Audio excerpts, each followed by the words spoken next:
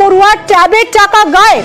ট্যাবের টাকা গায়েবের সংখ্যা 300 থেকে 1 লাফে বেড়ে হয়েছে 500। 11টি জেলা থেকে ট্যাবের টাকা গায়েবের রিপোর্ট করা হয়েছে নবান্নে। স্কুল শিক্ষা দপ্তর থেকে জেলা ভিত্তিক রিপোর্ট তলব করেছেন মুখ্য সচিব। সোমরাজ আমাদের প্রতিনিধির সঙ্গে কথা বলবো। সোমরাজ, এই সংখ্যা তো দিন দিন লাফিয়ে লাফিয়ে বাড়ছে। হ্যাঁ দেখো, একদমই। প্রথমে সংখ্যাটি ছিল 84, তারপরে সেই সংখ্যা বেড়ে হয়েছে 300, আর এখন সেই সংখ্যা বেড়ে হলো 500। এখনো পর্যন্ত যা রিপোর্ট এসে পৌঁছাচ্ছে তাতে দেখা যাচ্ছে 500রও বেশি পড়ুয়ার ট্যাবের টাকা গায়েব হয়ে গেছে। অর্থাৎ এই 500রও বেশি পড়ুয়ার ক্ষেত্রে ট্যাবের টাকা তাদের নিজের অ্যাকাউন্টে আসেনি, তার বদলে গোটা টাকাটাই অন্য জায়গায় চলে গেছে।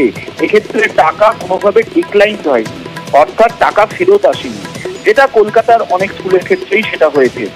এবারে এই 500রও বেশি যে সংখ্যা পৌঁছে গেছে তাতে আরো উদ্বিগ্ন রাখছে স্কুল শিক্ষা দপ্তর।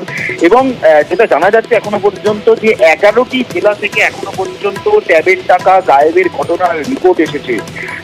গতকালই আরো 2টি জেলা যুক্ত হয়েছে। এখনো পর্যন্ত বলতে গেলে পশ্চিম মেদিনীপুর জেলা থেকে রিপোর্ট এসেছে, উত্তরবঙ্গের একটি জেলা থেকে রিপোর্ট আসছে। অর্থাৎ 11টি জেলা থেকে যেহেতু রিপোর্ট এসছে, তুমি জানো গত কয়েকদিন আগে রিভেরিফিকেশনের নির্দেশ দেওয়া হয়েছিল স্কুল শিক্ষা দপ্তরের তরফে। সেই রিভেরিফিকেশন করে ফের রিপোর্ট আসছে। কলকাতা জেলা থেকেও টাকা গায়েবের ঘটনার রিপোর্ট এসেছে। এবং এখন যেটা সত্য বার্তা জানা যাচ্ছে যে রাজ্যের মুখ্য সচিব মনোজ পান তিনি জেলা ধরে ধরে স্কুল শিক্ষা দপ্তরের থেকে ফের রিপোর্ট চেয়েছেন।